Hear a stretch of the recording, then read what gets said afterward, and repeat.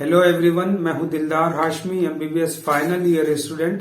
तो देखिए, UP DGME ने यूपी नीट की वेबसाइट पे एक इंस्ट्रक्शन आया है जो हिंदी में है और काफी लोगों को उसको समझने में दिक्कत आ रही होगी। और काउंसलिंग से पहले इन इंस्ट्रक्शंस को या इन पॉइंट्स को आप लोगों के लिए जानना बेहद जरूरी है। आपको पता है कि रजिस्ट्रेशन स्टार्ट हो गया है और डॉक्यूमेंट वेरिफिकेशन भी आपका जो है 21 तारीख से मतलब आज से ही स्टार्ट है और 25 तारीख तक डॉक्यूमेंट वेरिफिकेशन चलेगा। तो कुछ इंपॉर्टेंट इंस्ट्रक्शंस हैं जो आप लोगों को जानना चाहिए फर्स्ट राउंड, सेकंड राउंड और मॉपअप राउंड के लिए।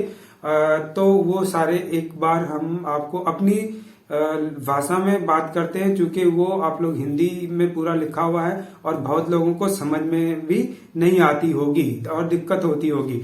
तो सबसे पहला पॉइंट ये है कि जिन भी स्टूडेंट को फर्स्ट राउंड में अगर कॉलेज अलॉट हो जाता है, आप डीडी बनाते हैं, डॉक्यूमेंट वेरिफिकेशन कराते हैं, उसके बाद चॉइस फिलिंग करने के बाद अगर आपको कॉलेज अलॉट हो जाता है और कॉलेज अलॉट होने के बाद आप कॉलेज नहीं लेते हैं, तो उस केस में आपका सिक्योरिटी मनी जब्त हो जाएगा। एक कंडीशन ये हुई। दूसरी कंडीशन ये है कि अगर आपको कॉलेज नहीं मिलता है और आपने डीडी ऑलरेडी फर्स्ट राउंड में बनाया हुआ है, तो आप सेकंड राउंड के लिए एलिजिबल हो जाएंगे। दूसरी बात ये हुई। अब तीसरी बात ये है कि जिन स्टूडेंट्स को कॉलेज फर्स्ट राउंड में मिला है और वो कॉलेज वो नहीं लेना चाहता है, वो सोचता है कि एक बार रिसफल करें, वो सोच रहा है कि कोई दूसरा कॉलेज या इससे बेटर कॉलेज इसको मिल सकता है, तो वो रिसफलिंग के लिए डालेगा। और रिसफलिंग में भी दो कंडीशन हो सकती है। रिसफलिंग में हो सकती है कि इसको कॉलेज मिले या कॉलेज नहीं मिले। अगर रिसफलिंग के बाद में मतलब सेकंड राउंड में अगर रिसफलिंग के बाद में उसको कॉलेज अलॉट हो जाता है, तो पहली सीट जो उसको मिली थी या पहला कॉलेज जो मिला था उसकी सीट दूसरे को दी जाएगी। और दूसरी बात यह कि अगर आपको रिसफलिंग के बाद कॉलेज नहीं मिलता है, मतलब फर्स्ट राउंड में कॉलेज मिला है, सेकंड राउंड में कॉलेज नहीं मिला है, तो आप फर्स्ट राउंड में जो कॉलेज मिला है उसके लिए एलिजिबल है, मतलब आप रिसफलिंग कर सकते हैं। लेकिन अगर आपको कॉलेज नहीं मिला सेकंड राउंड में, तो जो कॉलेज पहले मिला था वो आप ले सकते हैं फिर से सेकंड राउंड में। ओके। अब दूसरी चीज मैं आपको ये बताने वाला हूं कि जो लोग सेकंड राउंड में पहला कॉलेज, मतलब एक चीज का और ध्यान रखना है कि जिसको फर्स्ट राउंड में जो कॉलेज अलॉट हुआ था और वो रिसफलिंग के लिए डालते हैं, तो सेकंड राउंड में रिसफलिंग के लिए उसी कॉलेज को मत चूज कीजिए। अगर उसी कॉलेज को चूज करते हैं और वही कॉलेज आपको दोबारा अलॉट हो गया, तो फिर आपको एडमिशन प्रोसेस दोबारा कंप्लीट करनी पड़ेगी जाकर के, राइट। तो ये आपका फर्स्ट राउंड और सेकंड राउंड के लिए हो गया। क्या कि फर्स्ट राउंड में अगर आपको कॉलेज अलॉट हो गया, आप नहीं लेते हैं, तो आपका सिक्योरिटी मनी जब्त कर लिया जाएगा। कॉलेज अलॉट नहीं हुआ तो आप सेकंड राउंड के लिए एलिजिबल हैं। कॉलेज अलॉट हो गया, आप रिसफलिंग के लिए डालते हैं, तो आपको रिसफलिंग के बाद में कॉलेज अगर मिल जाता है दूसरा तो वो ले लीजिए। और उसके बाद अगर कॉलेज आपको नहीं मिलता है तो फर्स्ट राउंड में जो कॉलेज मिला था उसके लिए आप एलिजिबल हो जाएंगे। और अगर रिसफलिंग के बाद मतलब रिसफलिंग में आपने फिर से वही चॉइसेस डाले हैं जो आपको पहले राउंड में मिला था जो कॉलेज, तो वही कॉलेज अगर दोबारा अलॉट हुआ तो आपको एडमिशन की प्रोसेस दोबारा जाकर के कंप्लीट करनी होगी। ओके। अब मॉपअप राउंड के बारे में जानते हैं। तो मॉपअप राउंड आपका पता है ऑन स्पॉट होता है, ऑन द स्पॉट होगा और उसमें मतलब आपका 1000 रुपए का रजिस्ट्रेशन लगेगा। फिर से ऑनलाइन रजिस्ट्रेशन होगा और ऑनलाइन रजिस्ट्रेशन में वो विद्यार्थी, वो स्टूडेंट जिनको फर्स्ट राउंड में और सेकंड राउंड में कोई कॉलेज अलॉट नहीं हुआ वही एलिजिबल होंगे।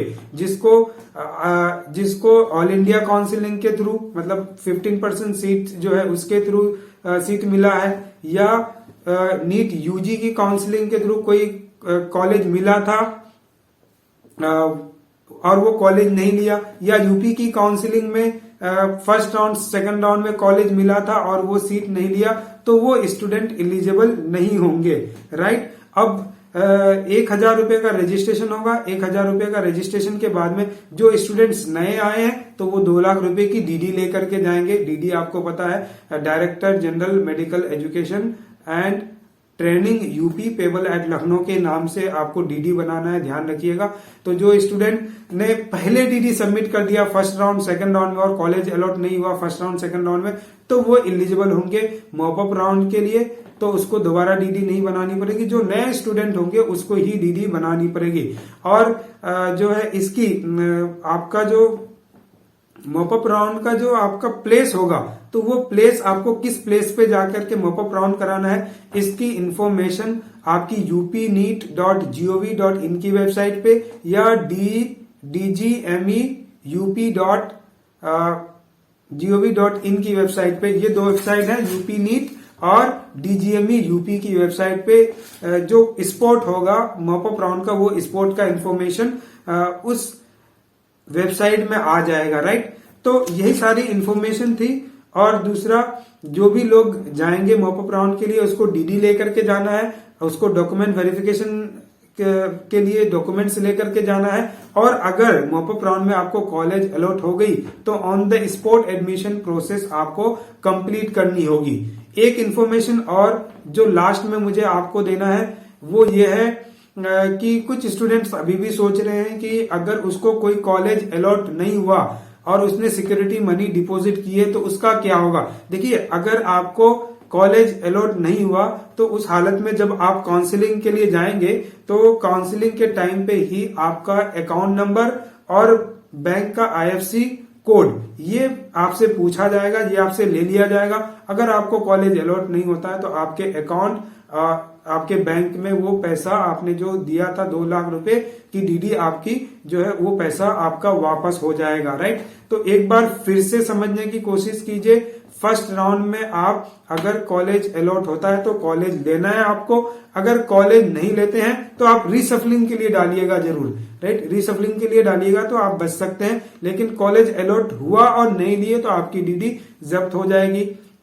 रीसफलिंग के लिए डालेंगे तो आपको दूसरे कॉलेजेस मिल सकते हैं, दूसरे कॉलेज मिले तो आप उसमें एडमिशन लीजिए। अगर दूसरा कॉलेज नहीं मिला तो जो पहले कॉलेज मिला था उसमें एडमिशन ले सकते हैं। और सेकेंड राउंड में वो स्टूडेंट अप्लाई करेंगे, कुछ नए स्टूडेंट होंगे तो वो भी रजिस्ट्रेशन कर सकते हैं। और जो रिसफलिंग के लिए डाले हैं उनको भी कॉलेज अलॉट होगी।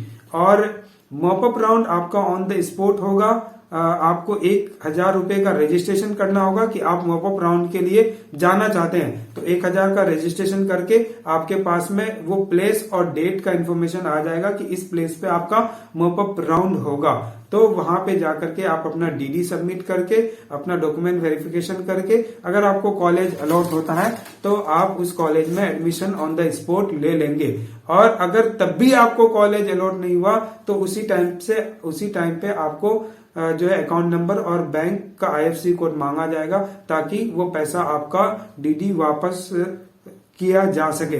तो यही सारी इंफॉर्मेशन इंस्ट्रक्शंस यूपी नीट के वेबसाइट में है, आप लोग जाकर के देख सकते हैं, हिंदी में है। ये मैंने अपने तरीके से समझाने की कोशिश की है, राइट। ध्यान रखिएगा, अगर नीट यूजी या यूपी नीट में फर्स्ट या सेकंड राउंड में अगर आपको कॉलेज मिला है और आप वो कॉलेज नहीं लिए हैं तो आप मॉपअप राउंड के लिए एलिजिबल नहीं होंगे, राइट। तो अगर कॉलेज लेना है तो फर्स्ट राउंड में कॉलेज अलॉट हो गया तो वो ले लीजिए, या सेकंड राउंड में रिसफलिंग के बाद में कॉलेज अलॉट हुआ तो वो ले लीजिए, या अगर मॉपअप में फाइनली गए हैं तो आप कॉलेज ले लीजिए। और कल कॉलेज नहीं लिए तो फिर सिक्योरिटी मनी नहीं मिलेगी।